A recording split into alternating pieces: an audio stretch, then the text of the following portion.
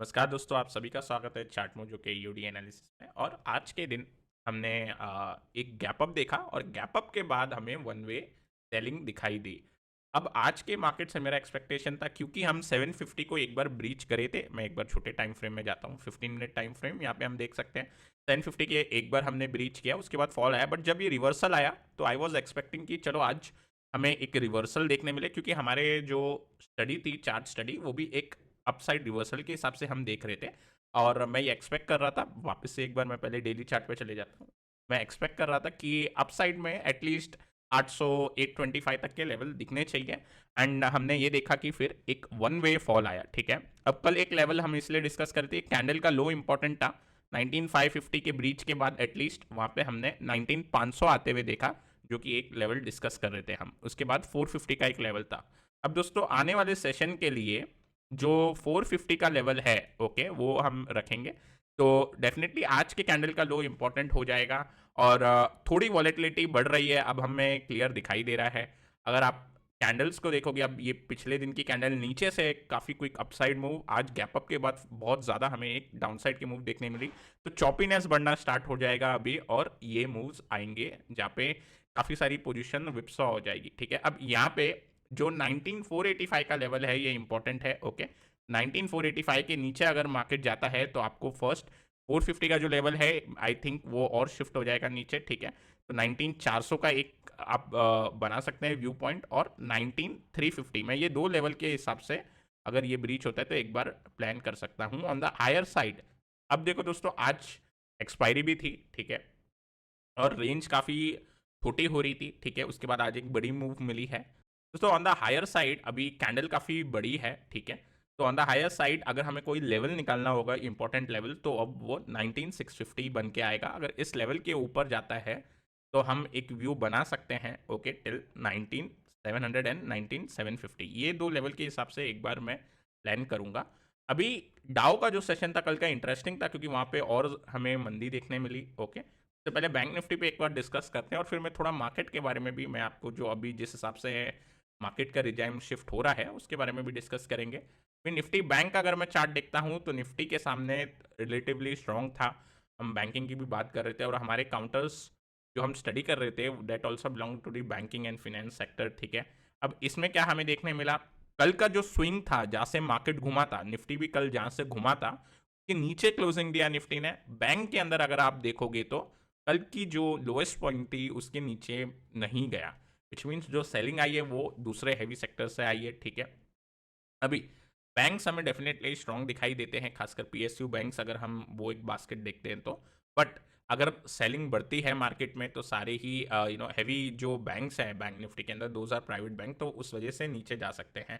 अब जो low level हम मार्क करेंगे वो इसी कैंडल का मार्क करेंगे। ठीक है, जो ग्रीन कैंडल हमें दिखाई दे रही है, इसमें हम मार्क कर लेंगे 44200 जो लेवल है इंपॉर्टेंट होता है, 44150 ऐसा लेवल मार्क करेंगे। ये ब्रीच होने पे 43800 और 43500 मेरे हिसाब से फिर हम वापस से ये जो लेवल्स हैं, प्रीवियस स्विंग लोज हमें दिखाई देते हैं, इमीडिएट जो स्विंग लो दिखाई दे रहे हैं लेफ्ट साइड पे, वहाँ पे एक बार के लिए मार्केट सपोर्ट ले सकता है। तो अब डाउ का चार्ट मैं देखता हूँ, डाउ के अंदर कल करेक्शन फर्दर हमें फॉल देखने मिला, उसके बाद एक हैमर कैंडल बनी है। बट अगेन नेक्स्ट डे क्या हुआ, जहाँ पे ओपन हुआ था उसके नीचे खुला है। ठीक है ना, दिस इज डाउ फ्यूचर्स। आज इंपॉर्टेंट नंबर्स भी आने वाले हैं एट नियर अबाउट 6 बजे के आसपास, 6 या 6:30 को। तो वो एक इंटरेस्टिंग होगा, वो डेटा में कैसा यूएस का मार्केट रिएक्ट करता है। क्योंकि देखो, डेटा के ऊपर आपने ऐसा देखा होगा, अच्छा डेटा आता है तो मार्केट गिर जाता है, अच्छा डेटा आता है तो मार्केट बढ़ता है। बट बुरे डेटा आने पे भी कभी कभी मार्केट बढ़ जाता है। तो ओवरऑल अगर मैं ऐसा मैट्रिक्स बनाऊं कि डेटा अगर अच्छा है या बुरा है, मतलब ऐसा एक मैट्रिक्स बनाया जाए, तो ये निकल के आता है कि मार्केट के ऊपर ही हमें रिएक्शन छोड़ना एक ज़्यादा अच्छा चॉइस होगा, इंस्टेड ऑफ अस स्पेकुलेटिंग कि अगर डेटा खराब आया तो नीचे चले जाएगा। ओके, तो हम वेट करेंगे और मार्केट को एक बार देखेंगे कि मार्केट कैसा रिएक्ट करेगा, और उसके बाद कोई पैटर्न बन रहा होगा या कोई भी इंपॉर्टेंट लेवल होगा उस हिसाब से वर्क कर सकते हैं। अब definitely this is US market, अब इसका इम्पैक्ट इंडियन मार्केट पे आता है, इसलिए हम डिस्कस कर रहे हैं। तो यहाँ पे अगर यूएस मार्केट का मैं नेक्स्ट सपोर्ट देखूँ, अगर फॉल बनता है डेटा के बाद, तो डेफिनेटली इसका जो प्रीवियस स्विंग लो है, आप ऑलमोस्ट एक 1000 पॉइंट्स के आसपास का मोर एक बार स्लाइड हो सकता है और फिर हमें सपोर्ट देखने मिलेगा अगर फॉल बनती है डेटा के बाद। ऑन द हायर साइड 34,000 अब इंपॉर्टेंट बन जाएगा। 34,000 के ऊपर ही हम कोई मीनिंगफुल रिवर्सल देख पाएंगे। Okay, so this is the important level now कि ऊपर जाएगा तो फिर कुछ तेजी के आसार बनेंगे। डॉलर इंडेक्स और मजबूत होते जा रहा है।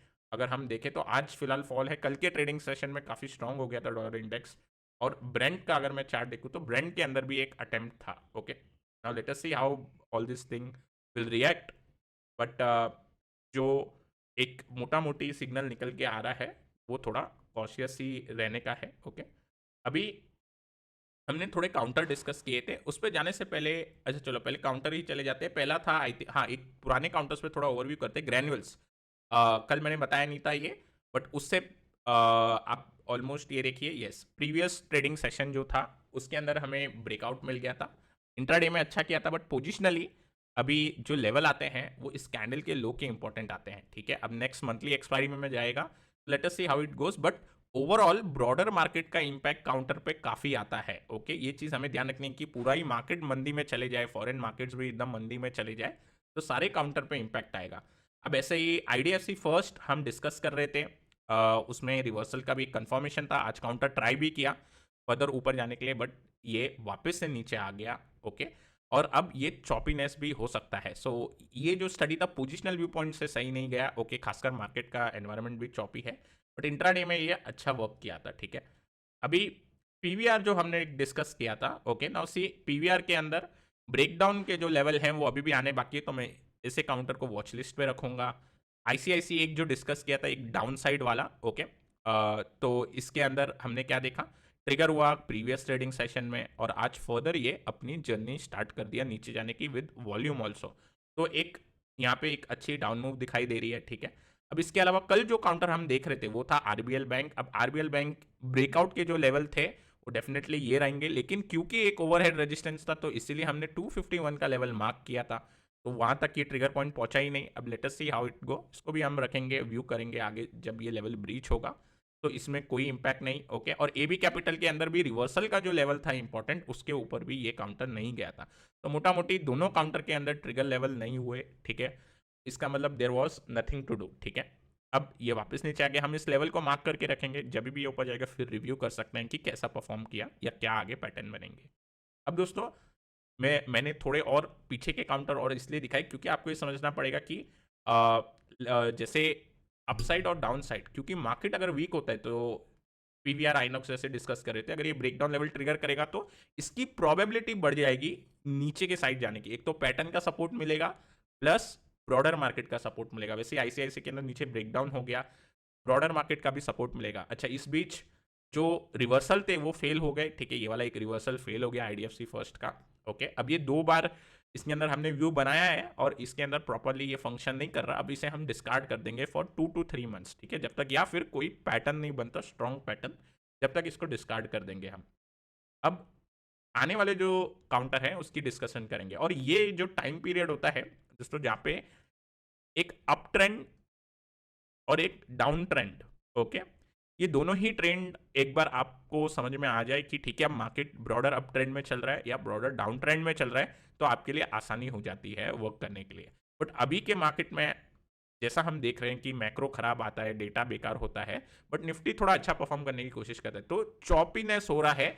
मतलब ट्रेंड जो है, क्या ये अपसाइड का ट्रेंड कंटिन्यू होने वाला है या ये डाउनसाइड में बदलने वाला है? तो ये जो ट्रांजिशन पीरियड होता है इन दोनों ट्रेंड के बीच में का, ये खासकर जब हम एफएनओ काउंटर देखते हैं उसमें चॉपीनेस काफ़ी बढ़ जाती है, और इसमें थोड़ा हमें कॉशियस रहना चाहिए। अगर मैं बोलूँ तो मतलब आप थोड़ा संभाल के इसके अंदर पोजीशनिंग बिल्ड कर सकते हो, पोजीशन को स्प्रेड के तौर पे बिल्ड कर सकते हो, या फिर आप इसके अंदर डेफिनेटली एक्सपोजर कम कर सकते हो। अभी ये मैं इसलिए बता रहा हूँ क्योंकि कल के लिए जो 2 काउंटर निकाले हैं वो करंट मार्केट को स्टेटस देखते हुए मैंने निकाले हैं। ओके, तो पहला काउंटर ये आता है एयू स्मॉल फाइनेंस बैंक का, फाइनेंस इज स्ट्रॉन्ग, बट ये वाला जो मैंने काउंटर निकाला है ये स्ट्रॉन्ग बैंकिंग इंडेक्स जब था के बावजूद इसने गैप डाउन दिया हुआ था। ठीक है, और उसके बाद ये एक राइजिंग चैनल में फंस गया जिसका इंक्लिनेशन ज़्यादा नहीं है। ठीक है, तो अभी इसको प्ले करने के लिए I will wait for this swing low, ठीक है, थोड़ा एक्स्ट्रा कॉशियस रहेंगे। नियर अबाउट 710 लेवल का मैं वेट करूंगा, वो ब्रीच होता है तो सबसे पहले ये स्विंग जो आप लो देख सकते हो यहाँ पे आएगा, और उसके बाद डेफिनेटली 675 के आसपास तक ये जाना चाहिए इमीडिएटली। ओके, तो ये काउंटर निकल के आ रहा है। और दूसरा आ रहा है अशोक लेलैंड, इसके ऊपर हमें एक एच टॉप का पैटर्न बनते हुए दिखाई दे रहा है। ओके, तो यहाँ पे एक्सपायरी भी थी, ठीक है, स्टॉक ऑप्शन की भी एक्सपायरी थी, ठीक है, उसके टाइम पे हमें एक ब्रेकडाउन देखने मिला। अब मेरे लिए इंपॉर्टेंट जो लेवल हो जाएगा, ठीक है, वो इसका लो होगा, लेकिन हम थोड़ा सा लेवल और नीचे मार्क करेंगे। हम 173 का जो लेवल है उसे मार्क करेंगे, अगर वो लेवल ब्रीच करेगा, ठीक है, तो फिर एक बार इसके अंदर फर्दर डाउनफॉल देखने मिल सकता है। अब मैंने वो चॉपी एनवायरनमेंट जो मैं बता रहा हूँ वो इसलिए बताया क्योंकि हो सकता है कल एक इनसाइड बार बन जाए, या कल हो सकता है कि हल्का सा ट्रिगर देके साइडवेज हो जाए, तो ये सारी पॉसिबिलिटी बढ़ जाती है ऐसे मार्केट एनवायरनमेंट।